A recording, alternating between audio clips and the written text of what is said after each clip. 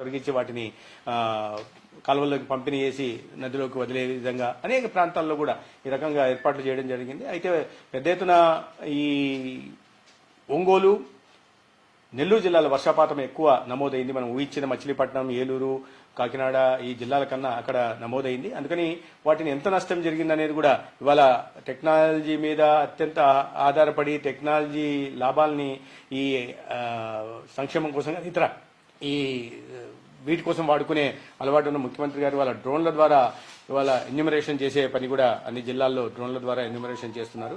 సందర్భంగా అంటే ఎంత నష్టం జరిగింది, ఎంత ఆస్తి నష్టం జరిగింది, ఎంత పంట నష్టం జరిగింది, ప్రాణ నష్టం జరగకుండా ఆపగలిగాం. కానీ వీటిని ఒక ఎన్యూమరేట్ చేసి ఎంత నష్టం జరిగిందో దానికి అనుగుణంగా నివేదిక కూడా ఇవ్వడం జరుగుతుంది. ఈ సందర్భంగా పెద్ద ఎత్తున అంబులెన్స్లను కూడా ఈ గత 4 రోజుల నుంచి అందుబాటులో ఉంచడం జరిగింది.